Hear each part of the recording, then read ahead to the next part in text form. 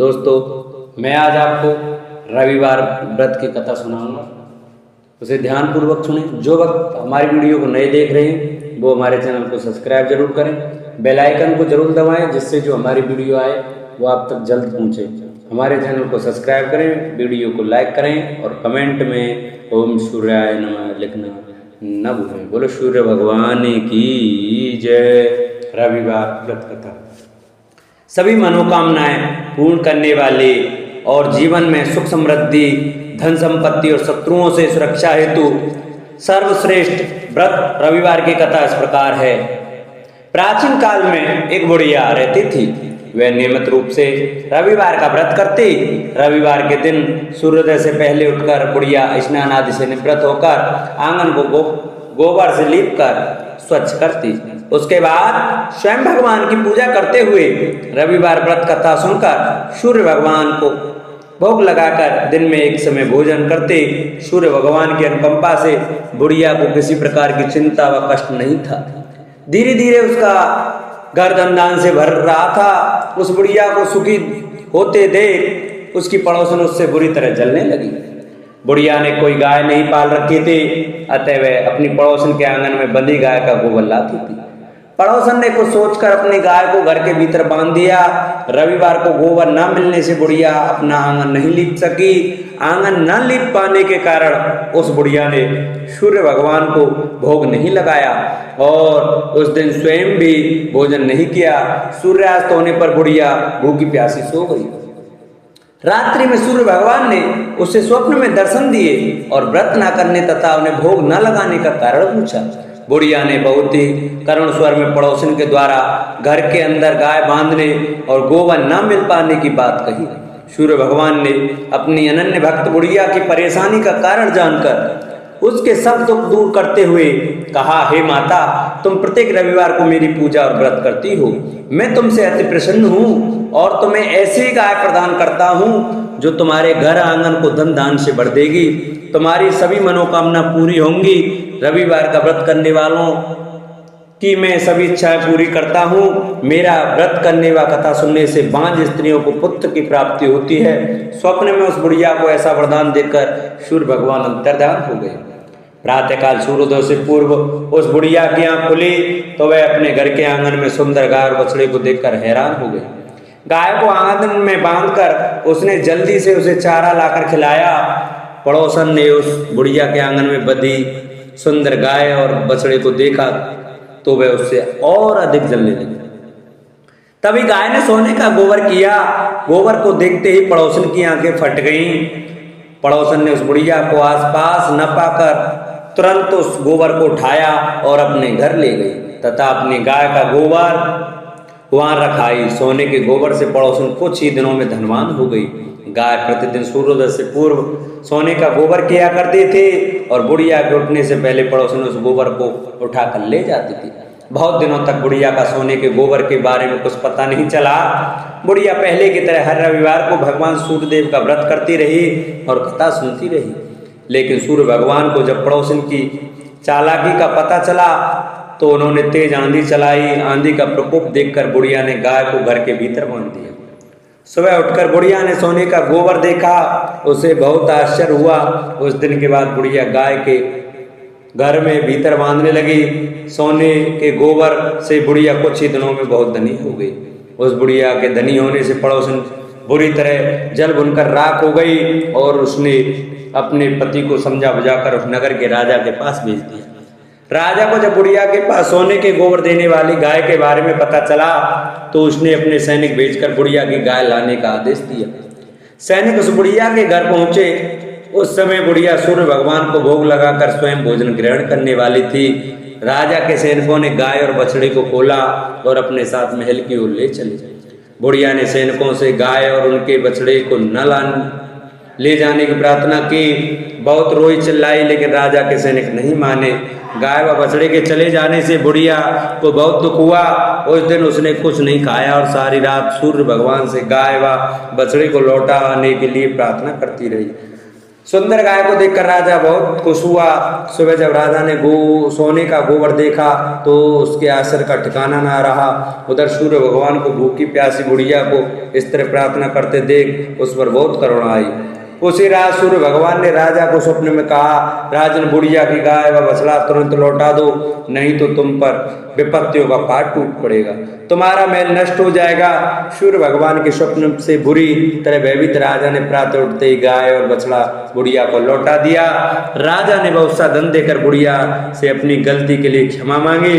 राजा ने पड़ोसन और उसके पति को उसकी इस दुष्टता के लिए दंड दिया।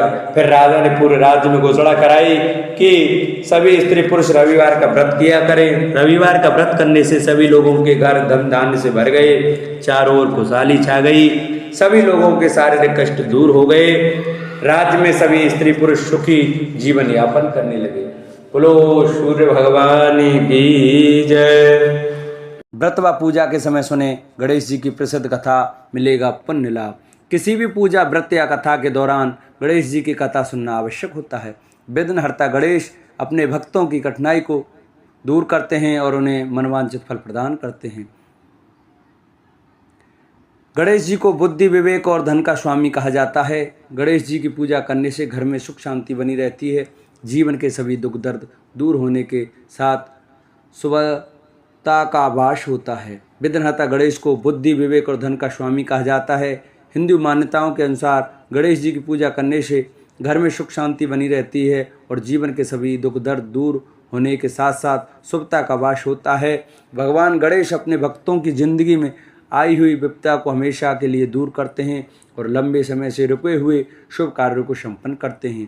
किसी भी पूजा में सबसे पहले गणेश जी की आरती की जाती है और बिना गणेश जी की कथा कहे कोई भी पूजा अधूरी मानी जाती है। आज हम आपको गणेश जी की कथा सुनाएंगे जो हर एक पूजा में सुनी जाती है। पौराणिक कथाओं के अनुसार एक गांव में एक विधवा अपनी बहू के साथ रहती थी। उसकी बहू मंद बुद्धि थी जो अपनी भूख बर्दाश्त नहीं कर पाती थी और हमेशा खाने के लिए तारू रहती थी। वह सबसे पहले उठकर खाना खाती थी, फिर घर के बाकी काम किया करती थी। एक दिन विधवा ने अपने घर में पूजा करवाने का सोचा, लेकिन वह थोड़ी परेशान थी क्योंकि उसकी बहू अगली सुबह उठते ही खाना के लिए दौड़ेगी और पूजा के लिए बनाए गए पकवान को झूठा कर देगी। अपनी बहू को पूजा के लिए बनाए गए पकवान से दूर रखने के लिए विधवा ने एक तरीका निकाला। पूजा वाली सुबह उसने एक मटका लिया और उसके नीचे एक छेद कर दिया और अपनी बहू से बोली कि आज पूजा है, इसलिए खाना खाने से पहले पानी भर के ले आओ। बहू की भी चालाक निकली। उसने देख लिया था कि विधवा ने मटके के नीचे छेद कर दिया है, इसलिए वह अपनी साड़ी में आटा बांधकर पनघट पर चली गई। वहाँ उसने आटा निकाला और कुएं के पानी से मदद से बाटियां बनाने गई। कुएं के पास ही एक शमशान घाट था जहाँ चिताई जलाई जा रही थी। बहू ने उसकी आंच में अपनी बटियां सेक लीं। उसकी बटियां सूखी थीं तो वह पास में ही गणेश जी के मंदिर चली गई जहाँ गणेश जी को किसी ने चोला चढ़ाया था। उसने देखा कि गणेश जी की तोंद पर घी लगा हुआ है। उसने उस घी को अपनी बाटी पर लगा लिया और उसका भोग गणेश जी के लगाकर वह बाटी खा ली और घर वापस चली गई। बहू की इस हरकत पर गणेश जी को बहुत गुस्सा आया और उन्होंने गुस्से में अपने नाक पर उंगली चढ़ा लिया। जब गांव वालों ने देखा कि गणेश जी ने अपने नाक के ऊपर उंगली चढ़ा लिया है तो उन्हें मनाने के लिए बहुत जद्दोजहद किया गया, लेकिन गणेश जी ने अपनी उंगली वापस नहीं उतारी। जब यह बात राजा को पता चली तो राजा ने बड़े बड़े पंडित और ज्योतिषियों को बुलवाया और हवन करवाया, लेकिन गणेश जी फिर भी नहीं माने। सब बहुत चिंतित थे। राजा ने पूरे गांव में यह ऐलान करवा दिया कि जो भी इंसान गणेश जी की नाक पर से उंगली हटाने में सफल होगा उसे इनाम के तौर पर 5 गाम दिया जाएगा। गांव के सभी लोग गणेश जी को मनाने में लग गए, लेकिन गणेश जी माने ही नहीं और अपनी उंगली चढ़ाए रखे। अंत में विधवा की बहू बोली कि अगर सब उसे आज्ञा दें तो वह गणेश जी की उंगली हटा सकती है। उसकी बात सुनकर विधवा हंसने लगी और बोली कि जब बड़े बड़े विद्वान कुछ नहीं कर पाए तो वह कैसे गणेश जी को मना पाएगी। किसी ने बोला कि जब सब लोगों को मौका मिला तो उसे भी एक मौका मिलना चाहिए।